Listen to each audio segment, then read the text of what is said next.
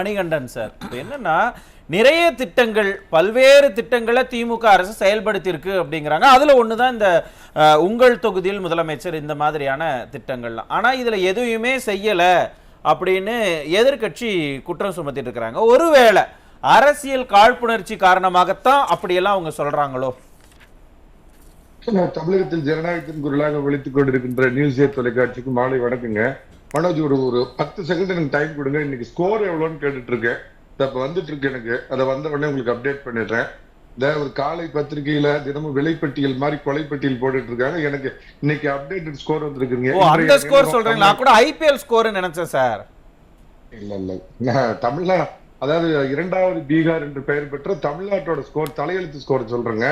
இன்றைய கொலை பாத்தீங்கன்னா மொத்தம் 3 கொலைங்க, கற்பழிப்பு 5, போதைப் பொருள் சாப்பிட்டுட்டு அடிச்சு கொன்னது 4, போதை ஊசி போட்டுட்டு பக்கத்துல இருக்கிறவங்களை வெட்டினது 3. ஆக மொத்தம் இன்னைக்கு ஸ்கோர் உங்களுக்கு அப்டேட் பண்ணணுங்க. உங்க நியூஸ் வேலையை நான் குறைச்சிருக்கேன், பாத்துக்கலாம். அதாவதுங்க, நீங்க ஒரு மனசாட்சி வேணும். மரியாதைக்குரிய நம்முடைய பீகார் முதலமைச்சர் மு.க. ஸ்டாலின் அவர்களை நீங்க ஏப்ரல் ஃபூல் பண்றாரு அப்படின்னு சொல்றீங்க. நம்ம பீகார் முதல்வரை தயவு செஞ்சு இந்த மாதிரி எல்லாம் சிறுமைப்படுத்தாதீங்க. அதாவது புரியல சார். இல்ல அவர் ஏப்ரல் ஃபூல் பண்றாருங்க. இது கூடவா தெரியல? இன்னைக்கு ஏப்ரல் 1. திரு மணிகண்டன் அவர்கள் ஏப்ரல் ஃபூல் பண்ணி பேசிக்கிட்டு இருக்காரு. ஏன் சார் ஏப்ரல் ஃபூல் பேசுறீங்களா? இல்ல தமிழ்நாட்டில் இருக்கீங்களா, பீகார்ல இருக்கீங்களா?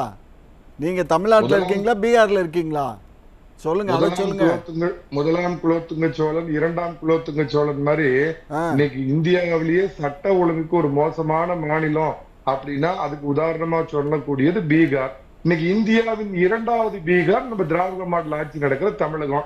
இததான் சொன்னேன். இதுல போய் ஏப்ரல் ஃபூல் ஆயிடுனா ரியல் ஃபேக்ட் சொல்றேன். மனோஜ், நீங்க என்ன சொல்றீங்க? ஏப்ரல் ஃபூல் இன்னைக்கு பண்றாரா அப்படின்னு அவருடைய இதை நீங்க சிறுமைப்படுத்துறீங்க. அதுக்கு நான் கண்டனம் தெரிவிக்கிறேன். 4 வருஷமா அவர் ஃபூல் பண்ணிட்டு இருக்காருங்க தமிழகத்தை.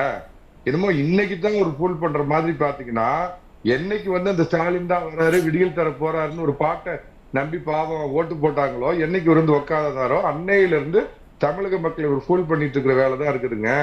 உங்கள் தொகுதியில் முதலமைச்சர் அப்படின்னு எல்லாத்திட்டையும் கேட்டாங்க. அவரு ஆட்சிக்கு வந்தவொடனே இந்த எழுதி கொடுத்த டயலாக் ஒன்று சொன்னாருங்க, எனக்கு ஓட்டு போடாதவர்களுக்கும் நான் முதலமைச்சர். அப்படின்னா ஒரு பொறுப்புள்ள முதலமைச்சரா இருந்தா எதிர்கட்சி எம்எல்ஏக்கள் 67 பேரும் என்ன எழுதி கொடுத்தாங்களோ அவங்க கொடுத்திருந்த தீர்த்திருந்தா இவர் உண்மையாலுமே கொண்டாடப்பட வேண்டிய முதலமைச்சருங்க. எதிர்கட்சி எம்எல்ஏக்கள் கொடுத்த எல்லாமே, திரு சட்டமன்ற எதிர்கட்சி தலைவர் எடப்பாடி பழனிசாமி ஏற்காடு மலையை கொஞ்சம் எடப்பாடி பக்கம் தள்ளி வைங்க, எங்க பக்கம் கொஞ்சம் குழு குழுன்னு காத்தடிக்கிட்டுன்னு கேட்டாரா? இல்ல மேட்டூர் டேம் பாத்தீங்கன்னா கொஞ்சம் வடக்கு தெற்கு கொஞ்சம் சூழம் சரியில்லை, அதை கொஞ்சம் நவுத்தி வைன்னு கேட்டாரு. நிதி இல்லையா?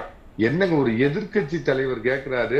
ஒரு கேபினெட் அந்தஸ்துள்ள ஒரு எதிர்கட்சி தலைவர், முன்னாள் முதலமைச்சர். முதல்ல நீங்க உள்ளபடியே ஒழுக்கமான ஒரு ஆட்சி நடத்தக்கூடிய நபரா இருந்தா எதிர்கட்சிக்கு முதல்ல பிரியாரிட்டி கொடுத்துருக்கணும் சார். இது ஒரு விதத்துல அவங்க தகப்பனார் கருணாநிதி அரசியலுக்காக செய்வார். எதிர்த்து நேரம் என்ன பண்ணிட்டு பாருன்னா, மரியாதைக்குரிய எதிர்கட்சி தலைவர் அவர்களுடைய கோரிக்கையின்படி நான் இதெல்லாம் பண்ணிருக்கேன் பாரு. எதுவுமே இல்லாம பாத்தீங்கன்னா போட்டோ ஷூட் நடத்துறது. இப்ப பாத்தீங்களா, இன்றைய புது பறவைகளை காத்த திராவிட நாயகன் காலையில அணிலுக்கு இது போடுறாரு. ஒரு முதலமைச்சர் வேலையாது? அவங்க அப்பா அப்படித்தான் அறிவாலயம் கட்டுறதுக்கு அங்க உட்காந்துக்கிட்டு மீனுக்கு பொறி போட்டுக்கிட்டு இருந்தாரு. அந்த மாதிரி முதலமைச்சர் வேலையை தவிர எல்லா வேலையும் பண்ணி அதை போட்டோ எடுத்து போட்டுக்கிட்டு உட்கார்ந்துட்டு இருக்கிறது போட்டோ ஷூட். மணிகண்டன் சார், அவரு சோசியல் மீடியால அவரு போடுறாரு, அத கூட ஏன் அரசியல் கண்ணோட்டத்தோடவே அணுகுறீங்களே? இந்தியாவுல பொறுப்புள்ள எந்த முதலமைச்சராவது இந்த மாதிரி போட்டோ போட்டுட்டு இருக்கிறாங்களா? நடந்து போறது, வாக்கிங் போறது, சைக்கிளிங் போறது, அப்புறம் நான் அப்பா அப்படின்னு எல்லாம் என்ன சொல்றாங்க அப்படின்னு இவரே சொல்லிக்கிறது, அப்படி செய்யல கால் மேல கால் போட்டு உட்காந்துட்டு ஒரு பாஷா பாய் மாதிரி கண்ணாடி இப்படி கழிட்டு இப்படி போடுறது. முதலமைச்சர் வேலையை தவிர எல்லா வேலையும் மிக சிறப்பா பண்ணிட்டு இருக்காரு. ஒரு காலத்துல நாங்கெல்லாம் சின்ன பையனா இருக்கிறப்ப குறிஞ்சி மலர் அப்படின்னு தூர்தர்ஷன்ல வந்த ஒரு தொடர்ல நடிச்சாரு. அந்த ஆசை போய் ரிசைன் பண்ணிட்டு அதை நடிக்க சொல்லுங்க. ஏதாவது ஒரு நல்லது இந்த 4 ஆண்டுகள்ல நடந்திருக்குதுங்களா? இன்னைக்குதான் சார் இதைதான் கேட்டிருக்கிறாங்க. உங்கள் தொகுதியில் முதலமைச்சர்ல எத்தனை நீங்க நல்ல திட்டங்கள்லாம் நிறைவேற்றிருக்கீங்க கேட்டதுக்கு, எந்த கட்சி பாகுபாடுமின்றி இந்த அரசு திட்டங்களை நிறைவேற்றிருக்கு அப்படின்னு எல்லாம் சொல்றாங்களே. அதுக்கு தானே சார் சொல்றேன், அவங்க அப்பா அதையாவது கொஞ்சம் காப்பி சொல்லுங்க. எதிர்கட்சி சட்டமன்ற உறுப்பினர்கள் பண்ணியிருந்தா நேரம் நேம் போட்டு பாரு இந்த தொகுதியோட எதிர்க்கட்சி உறுப்பினர் கேட்டதுக்கு இது பண்ணிருக்கோம் பட்டியல் வாசிச்சிருப்பாங்க. சட்டியில இருந்தா தானே அகப்பையில வரும். வெறும் விளம்பரத்துக்கு மேடம் எனக்கு முன்னாடி பேசுறப்ப சொன்னாங்களே, ஒரு பெரிய ஜீபூம்பா பொட்டி, மெஜிசியன் பொட்டி மாதிரி ஒண்ணு வச்சுக்கிட்டு தேர்தலுக்கு முன்னாடி போய் அரசு மரம் செட்டு போட்டு அதுல உட்காந்துட்டு உங்க குறைய கேட்பேன், பெரிய பூட்டு திண்டுக்கல் போட்டு போட்டு பூட்டி என் ஜோப்லியா வச்சுக்குவேன். எந்த ஒரு இது வெளியிட சொல்லுங்க சார், வெள்ளை அறிக்கை. நான் இத்தனை குறைகளை பெற்றேன், இதற்கு முன்னாடி எதிர்கட்சி தலைவராக இருக்கப்ப நான் முதலமைச்சரா வந்தேன், இத்தனை குறைகளும் தீர்த்த. இதுல முதலமைச்சர் தனி பிரிவுக்கு வர்றது 66 லட்சம் இது வரைக்கும் தீர்க்கப்பட்டதா. இது நம்பர் மாதிரி இருக்குதா? எதுலயோ கேப்பையில நெய் வெடிதுன்னு சொல்லுவாங்க. 66 பாலாறு தேனாறு ஓடணும், இந்தியாவே திரும்பி பார்க்கணும், ஐரோப்பாவே வந்து இவர்கிட்ட எப்படி கத்துக்கிட்டு போகணும். எதற்கு எடுத்தாலும் எழுதி கொடுக்கறது அப்படியே கூச்ச நாச்சம் இல்லாம பேசுற பொய், விளம்பரம், தன்னை இளமையா காமிச்சுக்கிறது, ரொம்ப ஆக்டிவா இருக்கிற மாதிரி காமிச்சுக்கிறது.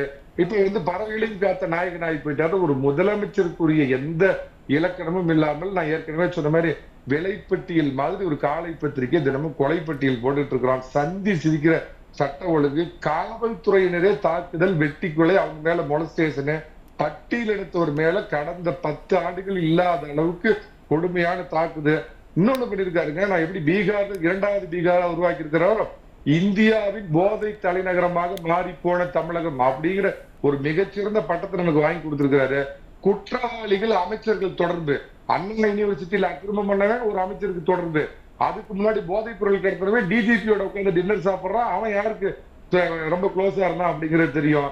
1 லட்சம் கோடி டாஸ்மாக் ஊழல்ல ஒரு பருக்கு அளவுக்கு இப்பதான் வந்து இடி கண்டுபிடிச்சிருக்காங்க. அதுக்கு பாருங்க போய் கேஸ் போட்டு இன்னைக்கு இடி வந்து சொல்லியிருக்காங்க அபராதத்தோடு இதை வந்து இந்த கேஸ வந்து தள்ளுபடி பண்ணணும் அப்படின்னு கேட்டிருக்கிறாங்க. 4500 கோடி ரூபாய் அடிச்சு தின்ன மணலை வித்து தின்னு வைத்த வளர்த்த அரசு எந்த மக்கள் குறையும் கேட்காம. மணிகண்டன் சார், இப்ப என்னன்னா அரசுக்கும் சில நெருக்கடிகள் இருக்கும் இல்லையா? ஏன்னா இப்போ கோரிக்கை வந்து 234 தொகுதியிலுமே நிறைய கோரிக்கைகள் இருக்கத்தான் செய்யும். ஏன்னா மக்களுக்கு ஒரு நாளும் வளர்ந்துகிட்டு வரும், அந்த மாதிரியான கோரிக்கைகள்லாம் இருக்கும். ஆனா அது எல்லாத்தையுமே கிட்டத்தட்ட ஒரு தொகுதிக்கு ஒரு 10 கோரிக்கைன்னு எடுத்தோன்னு வைங்களேன், கிட்டத்தட்ட 2340 கோரிக்கை இருக்கும். ஒட்டுமொத்தமாக நிறைவேற்றணும் அப்படின்னா அதற்கு அரசுக்கு பண பிரச்சனைகள் இருக்கும், அங்க நிறைவேற்ற முடியுமா முடியாததா, சாத்திய கூறுகள் என்ன அப்படிங்கறதையெல்லாம் கன்சிடர் பண்ண வேண்டியது இருக்கும். இதெல்லாம் நம்ம பார்க்கணும் இல்லையா சார்? உங்களுக்கு முதல்லயே ஒண்ணு சொன்னேன், ஒரு கேபினட் அந்தஸ்து உள்ள எதிர்க்கட்சி தலைவர்கள் கொடுத்த 10 கோரிக்கையில எத்தனை கோரிக்கை நீங்க இது வரைக்கும் நீங்க வந்து நிறைவேற்றி கொடுத்துருக்கீங்க? அதை ஒண்ணு படிச்சிருந்தாவே போதுமே, மக்கள் நீங்க தெரிஞ்சிருப்பாங்களே. நான் ஒண்ணு கேக்குறேன் சார், அதாவது இந்த பொட்டி வச்சுக்கிட்டு எல்லாம் வாங்கினாரு, அதுவும் 506 நம்ப முடியாத வாக்குறுதிகளையும் நாங்க இத்தனை நிறைவேற்றிருக்கிறேன். நாளைக்கு சட்டமன்றத்தில் அவர் ஒரு வெள்ளை அறிக்கை கொடுத்த சார், நாளைக்கு சாயந்தரமே நான் அறிவாலயத்தில் இருக்கிற டிவியில போய் உட்காந்து அவருக்கு ஆதரவா பேச ஆரம்பிச்சிருந்தேன். வாயை துறந்தா ஒரு முதலமைச்சர் உண்மைக்கு மாறான தகவல், ஒரு கனவு உலகில வாழ்றாரு சார். யதார்த்தம் என்ன? அவர் நியூஸ் பேப்பர் படிக்கிறாரா, இன்டெலிஜென்ஸ் ரிப்போர்ட் படிக்கிறாரா, இல்ல குறைஞ்சபட்சம் கருணாநிதி அவர்கள் இருக்கிற ஒரு நல்ல பண்பை பாராட்டுறேன் சார். அவர்கிட்ட இதா முதலமைச்சரா இருக்கிறப்ப எதிர்கட்சி பேப்பர் என்ன முதல்ல தினமலரை வாங்கி படிப்பாரு, தினமணியை வாங்கி படிப்பாரு, அன்னைக்கு இருந்த அதிமுக ஆதரவு சேனலை பார்ப்பாரு, துக்ளக்க பார்ப்பாரு. அந்த ஒரு அடிப்படை விஷயம் கூட இல்லாம ஒரு பொம்மை முதல்வரா ஆட்டிவித்தால் யார் ஒருவர் ஆடாதாரோ கண்ணாங்கிற மாதிரி இவரை பின்னாடி இருந்து இயக்குறது யாரு ஒண்ணுமே தெரியல. போட்டோவுக்கு போஸ் கொடுக்கறதா சார் ஒரு முதலமைச்சருக்கு வேலை? உருப்படியா இதை பண்ணிருக்கேன், நாளைக்கு ஒரு வெள்ளை அறிக்கை அவரை விட சொல்லுங்க சார், அப்ப மக்கள் எல்லாம் உங்களுக்கு ஓட்டு போட. அப்புறம் ஒண்ணு எது எடுத்தாலும் அதான் நான் அடிக்கடி சொல்லுவேன், அந்த மாதிரி யானை போறது தெரியக்கூடாது, பூனையை தூக்கி சொத்துன்னு இந்த குளத்துல போடுங்கிற மாதிரி. ஆவுனா மோடிக்காரனும், உங்க அப்பா அமித்ஷா டாடிக்காரனும், ஆர்.என். ரவிக்காரனும், இதுக்கியா மத்திய அரசுக்காரனும், ஒன்றிய அரசு குன்றிய அரசு, இப்படியே 2026ல திராவிட மாடல் ஆட்சி கொடுத்த இவரை வீட்டுக்கு தூக்கி எறிய போறாங்க. அதுக்கு திசை திருப்புற இந்த வேலையை பண்றோம்.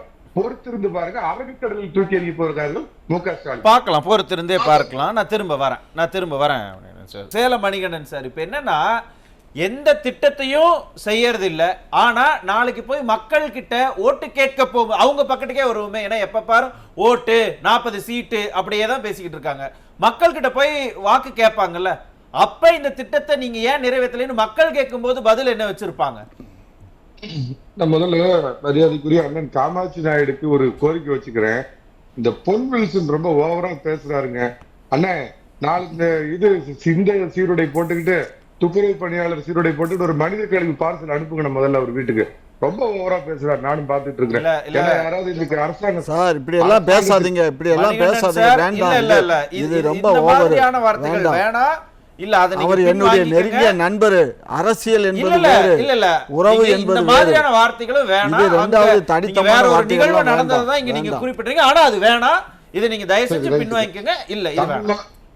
தமிழ்நாட்டுல கஞ்சா இருக்குதா அப்படின்னு கேட்டாரு. இப்பதான் பிரேக்கிங் நியூஸ்ல போட்டீங்க, திருப்பூர்ல பாத்தீங்கன்னா 7 கிலோ கஞ்சா பிடிச்சிருக்காங்க சார். அதாவது பேசுறதுல கூச்சநாச்சம் இல்ல சார். புடிச்சாச்சு சார், இங்க பாருங்க, கஞ்சா வந்துச்சு, புடிச்சாச்சு. வெளி மாநிலத்துல இருந்து இங்க வருது, நாங்க பிடிக்கிறோம். அத புடிச்சது செய்தி, அவ்வளவுதான். யாரும் கஞ்சா இங்க விக்கல, புரிஞ்சுக்கோங்க. விக்க ஆமா, வந்ததை புடிச்சிட்டோம் இல்லம்மா. இல்லைன்னா அதான் வந்தது புடிச்சாச்சு. வந்துச்சு என்ன இல்லாதது புழக்கம் இருக்குல்ல, அதத்தான் சொல்லிட்டு இருக்காங்க. ட்ரெயின்ல வந்துச்சு, ட்ரெயின்ல வந்தது, அங்க திருப்பூருக்கு போச்சு, புடிச்சாச்சு. உங்க பாஷையில கேக்குறதுன்னா, பிடித்தது 7 கிலோ, கணக்கில் காட்டியது 7 கிலோ, பிடிக்காதது எவ்வளவு, கணக்கில் காட்டாதது எவ்வளவுன்னு கேள்வி எடுக்குவீங்கல்ல, அந்த மாதிரி கேக்குறேங்க. நாக்குல நரம்பு இல்லாம எப்படி வேணாலும் பேசுவாங்க. இலங்கை தமிழர் பிரச்சனை உச்சத்துல இருக்கிறப்ப என்ன சொல்லுவாங்கன்னா, ஒரு அடிமை இன்னொரு அடிமைக்கு எப்படி உதவி செய்திட முடியும் அப்படிம்பாங்க. அலமாரியில் 5 பட்டுப்புடவைகள் அழகாக உள்ளன, இந்த திருவிழாவுக்கு ஒரு பட்டுப்புடவை தான் என்னால் எடுத்து கட்ட முடியும் அப்படிம்பாங்க. ஒரு 5 படி 3 படி லட்சியம், 1 படி நிச்சயங்கிற மாதிரி. அடுத்த முறையும் எனக்கு ஆட்சி கொடுத்தால் உங்களுக்கு எல்லாம் அள்ளி கொடுத்திட ஆசைத்தான், கிள்ளியாவது கொடுப்பேன் உடன்பிறப்பேன். யாராவது அப்பாவது சுயமா பேசுவாரு, இவருக்கு யாராவது எழுதி கொடுப்பாங்க. தமிழக மக்கள் இன்னைக்கு வேற ஒரு நூற்றாண்டுல இருக்கிறாங்க. அன்னைக்கு மாதிரி ஏதோ செய்தித்தாள்ல அடுத்த நாள் பார்த்து படிக்கிற அளவுக்கு இல்ல. அரபிக்கடலுக்கு தாண்டி அந்தாண்ட எந்த கடல் இருக்குதோ அங்க அரசு ஊழியர்களை பத்தி சொன்னார். அரசு ஊழியர்கள் ஐயா ஸ்டாலின் அவர்களே, உங்களை எதிர்கட்சி தலைவர் பரிசு கொடுத்து அதுல அமர வைத்து அழகு பார்ப்போம் அப்படின்னு ஓபிஎஸ் கை விட்டீங்களே, அந்த ஓபிஎஸ் சொல்றேன். ஓல்டு பென்ஷன் ஸ்கீம், அதுக்கு எல்லாம் சேர்ந்து 2011 எப்படி நீங்க எதிர்கட்சியா கூட வராத, இதுல பெருமை சொல்றார்.